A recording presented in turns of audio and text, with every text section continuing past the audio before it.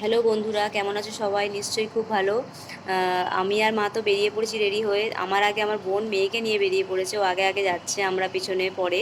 তো আমরা যাচ্ছি পাটবাড়ি মন্দিরে, আমাদের বরানগরেই অবস্থিত এই মন্দিরটি। তো আমরা অনেক যখন ছোট ছিলাম তখন গেছিলাম, তো অনেক বছর পর আবার যাচ্ছি। তো আমার মেয়েকে মেয়েকে নিয়ে যাচ্ছি প্রথমবার, আমার মেয়ে প্রথমবার যাচ্ছে পাটবাড়ি মন্দিরে।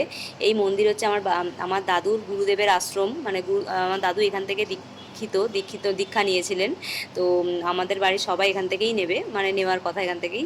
পাটবাড়ি হচ্ছে আমাদের মানে গুরু দীক্ষার মানে আশ্রম এবং মন্দির। তো তো সেখানে আমার মেয়েকে নিয়ে যাচ্ছি দেখানোর জন্য, আর আমরাও একটু দর্শন করে আসবো সেই কারণে। তো দেখো, তোমাদেরকে মন্দিরটা পুরো ঘুরে আমি দেখাচ্ছি।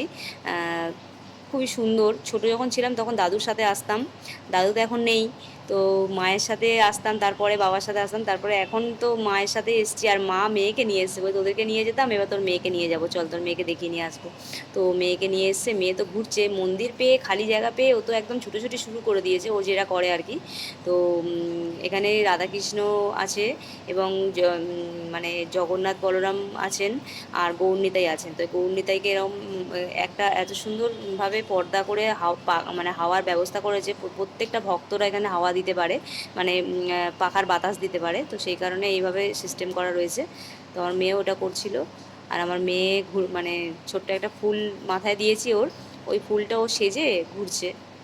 আর এই মন্দিরটাতে অনেক পুরনো ইতিহাসের ফটো এবং মানে পিকচার, আগেকার দিনে আঁকা এটা, তো এখন আরও সুন্দর করে দিয়েছে। আর নিচে লেখা রয়েছে প্রত্যেকটা জিনিসের ইতিহাস, কি হয়েছিল কি হয়নি, কবে হয়েছিল, ডেট তারিখ সমেত। তো সেগুলোও দেখছি ঘুরে ঘুরে। তো আমরা ছোটোবেলায় পড়তাম, পড়ে পড়ে দেখতাম, মা বলতো এটা কী লেখা আছে, ওটা কী লেখা আছে, তো আমি মাকে শোনাতাম পড়িয়ে।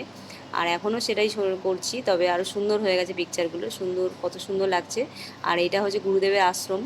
তো আমরা আশ্রমের পাশেই আছে, আশ্রমের ভেতর থেকে ভেতরে যাচ্ছি কথা বলতে, যে মানে দীক্ষা কবে কবে হবে এবং কিভাবে হয়, তো সব জিজ্ঞাসা করে আসতে যাচ্ছি আশ্রমের ভেতরে। আর মন্দিরের মধ্যে যেহেতু পাঠ বাড়ি, তো পাঠ তো এখানে হবে প্রত্যেক দিন সন্ধ্যা আরতির সময়। পাঠ প্রত্যেক জায়গাতেই হয়, তো এখানে পাঠ হবে, সেখানে রেডি হয়ে আছে, রেডি করা হয়ে রয়েছে। এখানে সব ভক্তরা আসবে, বসবেন এবং পাঠ হবে। তো যাই হোক, তো সুন্দর লাগছে, খুব ভালো লাগছে এখানে এসে। অনেক ছোটোবেলায় আসতাম, তো এখন এগুলো দেখে খুব ভালো লাগছে যে এখানেই আমরা ছোটোবেলাটা কাটিয়েছি। আর আমার মেয়েকে প্রত্যেকটা জিনিস, বড়নগরের প্রত্যেকটা জিনিসই আমি দেখাবো, মানে যেহেতু আমার বাড়ি এখানে, আমি ছোটোবেলা এখানে কাটিয়েছি। তো আমরা এই মন্দির থেকে বেরিয়ে গেছি, বেরিয়ে আমরা যাচ্ছি এবার কাছের মন্দির। কাছের মন্দিরটা পাশেই রয়েছে, তো এসে গেছি মোটামুটি। তো এসে ভেতরে দেখো মন্দিরটা পুরো কাচের, কি সুন্দর, পুরোটাই কাচের, একদম কংক্রিটের নয়, কংক্রিটের নিচেগুলো কিন্তু নিচে পাথর বসানো, কিন্তু এটা পুরো কাঁচ দিয়ে সেট করা। আর মানে পাশেই গঙ্গার ঘাট। তো কি সুন্দর, মানে পরিবেশটা এত সুন্দর, আর বসে আছে সবাই। আর মন্দিরে এখন আরতি হয়নি, আরতির টাইম হয়নি। এখানেরও একটা ইতিহাস আছে, লেখা আছে বোর্ডে। তো তোমরা যদি আসো দেখো, তো মানে অনেকে হয়তো এসেওছো, সবাই অনেকে ঘুরে এসেছো বরানগরে যারা থাকো, আর যারা থাকো না তারা এসে দেখে যেও, খুব সুন্দর। পাটবাড়ির খুব পুরনো আর ইতিহাস আছে, খুব সুন্দর। আর আমার মেয়ে লাইটগুলোতে দাঁড়াচ্ছে, খেলছে, তো ওর তো খুব মজা হচ্ছে, ও তো এত কিছু বোঝে না, তবুও ওকে দেখাচ্ছি। আমার মেয়ে এখন ছোট, বড় হলে আবার আসবে, সব ঘুরে ঘুরে আবার দেখবে, কিন্তু এখন তো এইটাই দেখছে। আর এই গঙ্গার ধারে মানে সাইডে একটা ময়ূর থাকতো, মানে ময়ূরটাকে এত সুন্দর লাগতো, পাখনা মিলে দাঁড়াতো। আমরা যখন ছোট ছিলাম তখন দেখতাম, বারবার আসতাম ময়ূরটাকে দেখতে।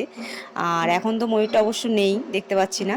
আর এখন এখানে খাঁচা, মানে পাখির খাঁচা ভর্তি, বদ্রি পাখি আছে, নানা রকমের কালারের পাখি রয়েছে, তো খুব সুন্দর লাগছে। আমার মেয়েগুলো দেখছে আর খুব আনন্দ করছে। তো আমরা কিছুক্ষণ এখানে ছিলাম, অনেকক্ষণই সময় ছিলাম, খুব ভালো লাগছিল। আর এবার আমরা বাড়ির দিকে রওনা দেব। আর তোমাদের যদি এই ব্লগটা ভালো লাগে তোমরা লাইক করো। বাই।